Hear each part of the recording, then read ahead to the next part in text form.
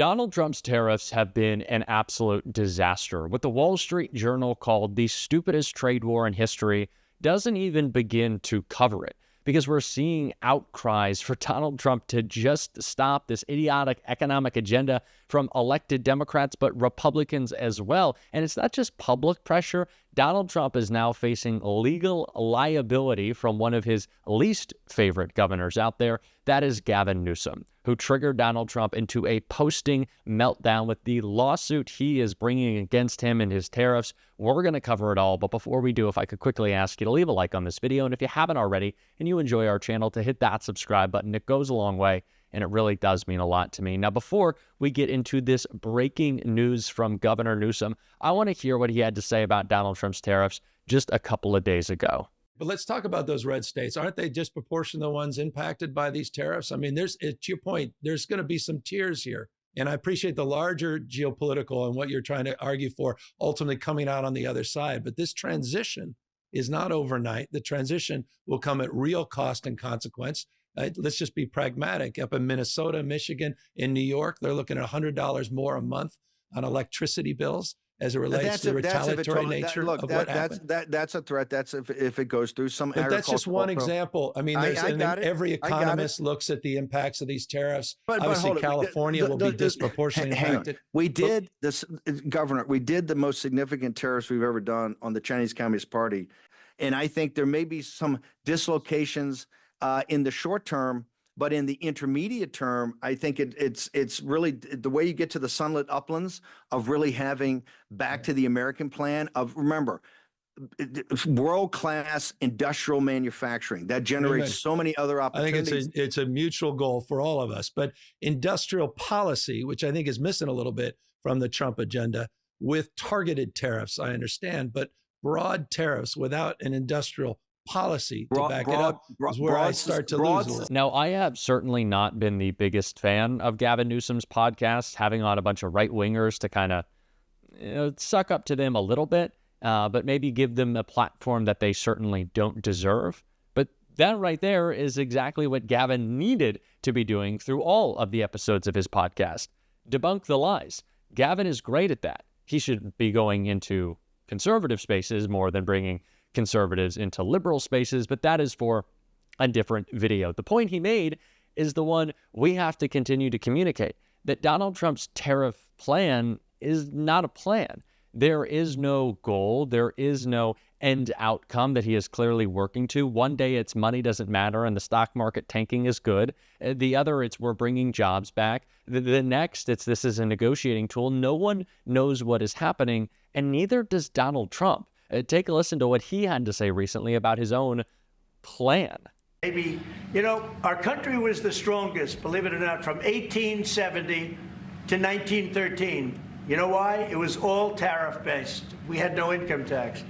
Then in 1913, some genius came up with the idea of let's charge the people of our country, not foreign countries that are ripping off our country.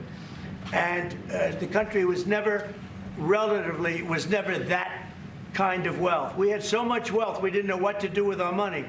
We had meetings. So this is the stupidest part of it all. Do you like the tariffs or not? Donald Trump has been talking about how he's going to negotiate a deal with China, how he's having 70 conversations at once with all these countries reaching out to him, who, by the way, the White House isn't telling us what countries those are. So that's a really good sign. Girlfriend from Canada kind of behavior there from the White House. But are they bringing in money, or are they a negotiating tool? Again, Donald Trump doesn't know. They are just harming us. And that is why Gavin Newsom just filed a lawsuit against the Trump administration and their tariffs that we're going to take a look at and then see Donald Trump's meltdown of a post. California sues the Trump administration over the president's sweeping tariffs. Governor Gavin Newsom said the tariffs are being disproportionately felt in California, which he said is the top manufacturing state in the country. California Governor Gavin Newsom and State Attorney General Rob Bonta said Wednesday they are suing the Trump administration in federal court over Donald Trump's sweeping U.S. tariffs. The lawsuit filed in the District Court for the Northern District of California argues that Donald Trump doesn't have the presidential authority to unilaterally impose tariffs using the International Economic Emergency Powers Act, according to Newsom's office. The state is asking that the court declare the tariffs void and block their implementation, according to the governor's office. Announcing the lawsuit on his latest podcast episode, the Democratic governor said that Trump doesn't have the unilateral authority to impose one of the largest tax increases in U.S. history, emphasizing the impact of tariffs and potentially leading to higher prices. Newsom continued, impacts of these tariffs are disproportionately being felt here in California, the #1 manufacturing state in America, a state that will be significantly impacted by the unilateral decision by the president. Bonta said in a statement Wednesday that the president's tariffs are not only deeply troubling, it's illegal. Californians are bracing for fallout from the impact of the president's choices, from farmers in the Central Valley to small businesses in Sacramento and worried families at the kitchen table. The game the president is playing has very real consequences for Californians across our state. He said, I am proud to go to bat alongside Governor Newsom to fight for California's vibrant economy, businesses, and residents. The lawsuit argues that Trump can't use the International Economic Emergency Powers Act to unilaterally impose tariffs on Mexico, Canada, and China, or create an across-the-board 10% tariff, the governor's office says.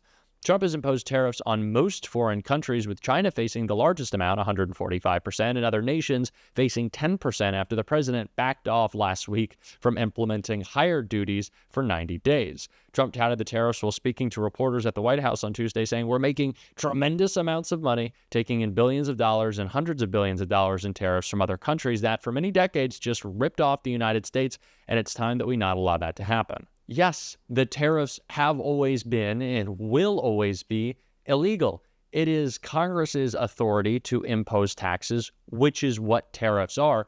Donald Trump cannot do that. And the justification that this is some national security concern, when in fact the real national security concern that he should be looking at is Pete Hegseth drunk texting war plans, that's just, there's no basis for that. But Trump clearly doesn't think so, because he had himself a little meltdown this morning after the news came out. Trump wrote, the United States is taking in record numbers in tariffs, with the cost of almost all products going down. Not true, including gasoline, groceries, and about everything else. Likewise, inflation is down. Also not true. Promises made, promises kept.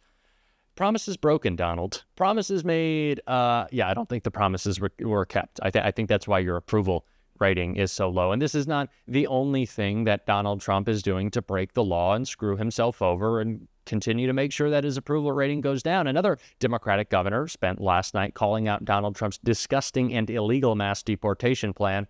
That was someone who I think is a governor, who does a better job with his social media. That's Tim Walz right here. An awakening, if you will, of folks that are really engaging in a way that I quite honestly haven't seen. We've seen big crowds at rallies. This feels different to me. I mean, these are Tuesday nights in Lorraine where they've never had one at a high school. They fill the auditorium and then they fill the gym. They're not coming to see me. I'm coming to see them. And I think that's what feels different. Yeah, let me follow up on that one thing you said. One of the things I think that's been difficult for a lot of us who sort of do this professionally to navigate, even with people in our lives who are educated people who read the news, people who are, plugged in, is just when you're paying attention every moment, it's hard to convey how bad it is, what they are trying to do. Yes. And then there's this gap, this sort of alienating gap between what their aspirations are, which truly are like apocalyptically bad in my humble opinion. And then just like the fact that we're all, you go get coffee, you pick up your kid, you're on vacation, like it's normal. And I'm wondering how you sort of are thinking about navigating that as someone who is, an elected representative of the people of Minnesota, someone who talks to people and tries to sort of, communicate. Yeah. Well, you want to be a calming presence. Look, I've done this through a global pandemic. I did it through the unrest of George Floyd. And you want to convey factual information and you want to normalize. Your first segment couldn't have been more spot on. I've been using, and I made this statement at one time, the road to authoritarianism is littered with people telling you you're overreacting. I have had hair on fire for a while, and I know there's, we can't swing at everything. He's just out there flooding the zone to distract you from the real stuff he's doing. I have come to to understand what Donald Trump, what pops into his head and he says, he's going to carry it out.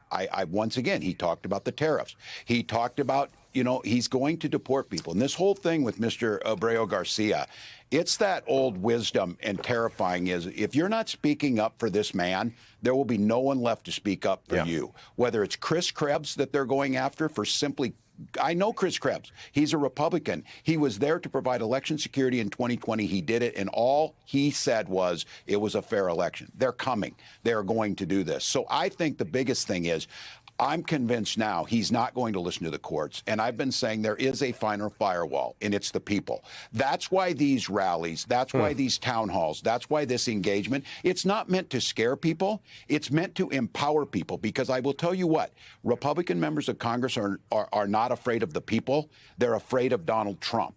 They are starting to become afraid of the people. That's why they're not doing these town halls. They need to be afraid and come forward. I was a member of Congress. You need to stand in front of them and say why gutting the VA makes sense. Why did you allow an unelected official like Elon Musk be able to take away Social Security, to be able to get that data? So I think what's happening, Chris, is that it's not about terrifying people.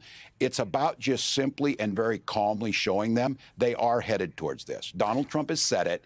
What terrifies me is he has talked in the past about nuclear war being winnable. He thinks the tariffs, and you think that's terrifying? Look what he talks about. And if he says it, he plans on doing it. Yeah, just to clarify, and I know you mean this because of the times we live in, you mean politically afraid of the people as opposed to physically afraid of the people, which is an important distinction. Given the world we live in. I know you mean that. I just want to be very clear about that. I appreciate you clarifying that, because I will guarantee you that clip is already on Fox News to try and say the radicalness is coming from the Democrats. It's being afraid of the people speaking their mind to them. They're afraid of the voters voting them out because they voted for these bad things. But they are more terrified that Donald Trump will say something about them or primarying them. And I don't know what it is about these people clinging to these jobs. The job of a congressman is a privilege, but it ain't the greatest job in the world. And I don't know why you're giving up your dignity, the responsibility you have to hold that job. But you're right. They think that they can disrespect the voters. And that's the feeling I got in these town halls. Don't disrespect us. Come and ask questions. And just to be clear, I did one in Texas, and there was a gentleman there that was opposed to vaccines. And he stood up and asked his question and said that. And I responded that, the research shows that. You've got measles in Texas. We should be addressing them. But it's not. These are folks that just want to be heard, even though their issues weren't agreeing with mine. So I don't know. This is the time to do this. I'm going to thank all the people who are out there, all the people. And you just had Senator Van Hollen, who there's nobody better. He has to speak up. What is happening to Abreu Garcia needs more attention. It needs to be talked about. It needs to be called out. I do not want to see a single Democrat be scared to bring up the human rights violation that's happening because they don't think their immigration speech is message tested enough. And it's an issue that's not that popular for Democrats. No, defending human rights is popular. Let's not back down from a fight about what we know is right. Let's call it out. That's what Tim Walz is doing. That's what we're doing on this show. And if you want to support that, as always, you can hit that subscribe button, leave a like on this video, and if you stuck around to the end, you can drop a blue heart in the comments. Until next time, I'll see you soon.